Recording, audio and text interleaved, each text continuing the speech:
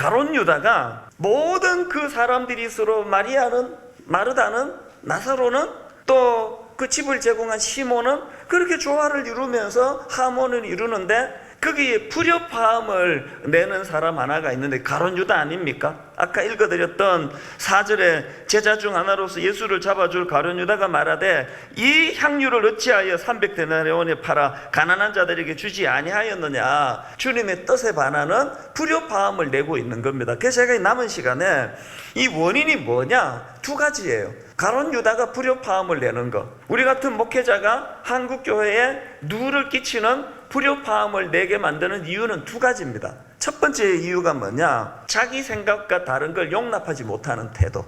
그저 가룟 유다는 자기 생각의 틀에 갇혀가지고 지금 예수님의 영적인 깊으신 의미로서 마리아의 행동을 기쁨으로 그것을 수용하고 계시는데, 불협화음을 내는 건 자기 생각과 다른 걸 용납하지 못하는 겁니다. 제가 목회를 하면서 내린 결론이요, 우리끼리니까 저를 포함해서 목사님들 중에 이런 증세를 가진 사람이 생각보다 좀 많더라고요.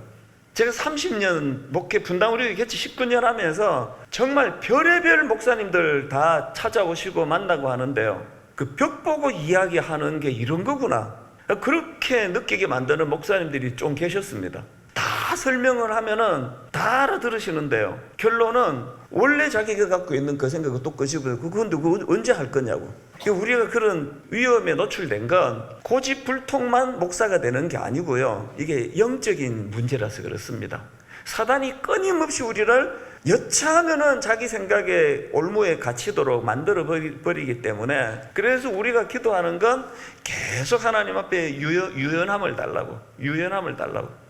우리 교회에 몇 년 전에 부교육자 한 사람이 그 동성애 설교를 그 철없이 설교를 했지 않습니까? 그 좀 무리하게, 그래 저한테도 혼이 많이 났지만요, 그게 너무 이제 괘씸죄가 되고 하니까 아무리 그거 무례했다고 사과를 해도 면직을 시켜야 된다고 그러는데, 제가 자다가 일어나 생각해도 말 실수한 거를 가지고 목사 면직을 시키면 이게 주님의 정신이 아닌데, 그래서 이거를 붙잡았다가 이제 그때부터 제가 이제 친동성애자가 되고 좌파 목사가 되고, 세상에 고신 아버지를 둔 제가 어떻게 이런 일이 있을 수가 있습니까? 항상 내가 너무 억장이 무너지는 게, 우리 고신 목사님 중에도 또 그걸 또 믿어서요. 또 어떤 분은 저보고 좌파 목사라고 막 그러면서, 내 왼손잡이는 맞아요. 왼손잡이는 맞는데 무슨 이런 것들을 보면 억장이 무너지는 겁니다. 어떻게 한 인생을 이런 식으로 정죄하고 재단하고 알지도 못하면서 매장을 시켜버리고, 이런 일들이 왜 일어나느냐? 이게 영적인 문제이기 때문에 여차하면은 경직이 되는 거거든요. 여차하면은 나랑 생각이 다르면 저 사람은 나하고 적이다. 고신에서는 저를 그렇게 보지 말아 주십시오. 이 말을 왜 하고 있지 지금? 하여튼 여차하면은 가룟 유다와 같이 자기 생각에 우리가 몰두하고, 자기 생각에 몰두하면은 이거는 상상을 초월합니다. 그래서 오늘 기도하실 때 다른 어떤 것보다도 하나님, 내 생각에 몰두하지 않기를 원하고, 늘 주님을 위하여 사는 인생이기 때문에 주님의 생각에 내 생각이 늘 교정되기를 원합니다. 이게 첫 번째 기도 제목이자 문제고요. 두 번째가 뭐냐? 겉과 속이 다른 태도 때문에 그렇습니다. 성경이 딱 이렇게 명시하지 않습니까? 가룟 유다를 보고 이렇게 말하면 가난한 자들을 생각함이 아니요 그는 도둑이라 돈꾀를 맞고 거기 넣는 것을 훔쳐가미르라. 제가 우리 부목사님들한테 어지간한 거는 다 용납하고 눈 감아주고 모른 척하지만 절대로 그냥 안 넘어가는 게 하나 있는데요, 뒷담화 하는 겁니다. 이거는 제가 그냥 넘어가지 않아요. 그리고 또 이 이중 언어를 사용하는 겁니다. 그래서 어지간한 거는 그냥 모른 척 넘어가고 눈 감고 가지만, 그래서 저는 자꾸 하나님 앞에서 근본적으로 지금 예수를 위한 종인지를 자꾸 생각해봐라. 교회에서도 부교육자들을 보면서 안타까운 게 그런 거 아닙니까? 오늘 우리가 하나님 앞에서 이 겉과 속이 다른 태도, 그래서 우리 목회자들이 늘 가룟 유다가 갖고 있던 이런 어리석은 모습을 피해가면서 하나님 앞에 기도하면서 나갈 텐데요, 이제 마지막으로 한 가지만 더 살펴보고 마무리하도록 하겠습니다. 제가 그 본문에 등장하는 마르다와 나사로와 마리아와 또 나병 환자 시몬이 각각 자기가 할 일을 조화롭게 잘 했다고 말씀을 드렸는데요. 12장 2절 3절 다시 한번 보십시오. 거기서 예수를 위하여 잔치할새 마르다는 일을 하고 나사로는 예수와 함께 앉은 자 중에 있더라. 마리아는 지극히 비싼 향유 곧 순전한 나드 한 건을 가져다가 예수의 발에 붓고 자기 머리털로 그의 발을 닦으니 향유 냄새가 집에 가득하더라.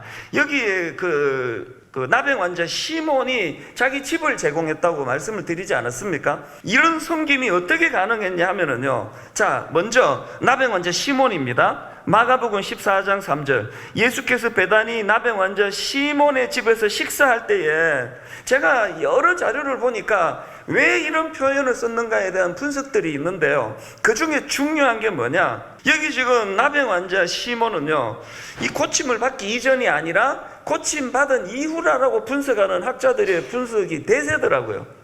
이미 고침받았는데, 이 코로나19를 겪어보니까 알지 않습니까? 그리고 그 당시 종교적인 법으로도 이 나병이 고침받지 못했다면 집을 제공할 수가 없었을 거 아닙니까? 코로나19를 겪어보니까 지금 코로나19 환자가 지금 그 집에 있다면 그 집에서 우리가 모임을 하겠냐고요. 그래서 지금 이 시몬은 나병을 고침받은 상태라는 겁니다. 아니, 고침받았는데 기분 나쁘게 이거를 왜 나병 환자 시몬의 집에서 식사할 때 이렇게 기록하느냐는 겁니다. 이게 진짜 중요한 포인트예요. 뭘 의미할까요?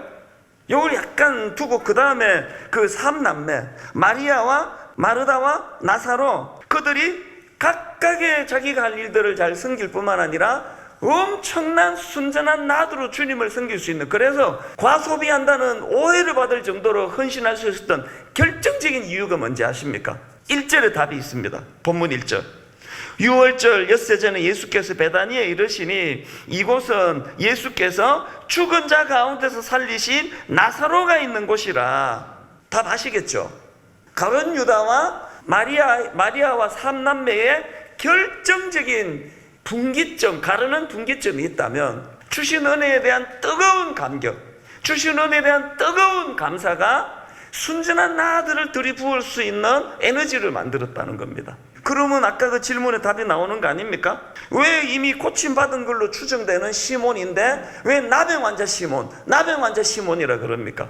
그거는 그 사람을 폄하하려고, 이게 뭐 까부로 돼도 이게 나병 출신이야, 이게 아닙니다.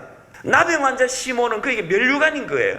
자격 없는 나를, 내버려뒀으면 저주받아 죽을 수밖에 없는 나를 주님이 어떤 은혜로 나를 고쳐주셨던가, 그 뜨거운 마음이 있었기 때문에 집을 제공할 수 있는 에너지가 나오는 거 아닙니까?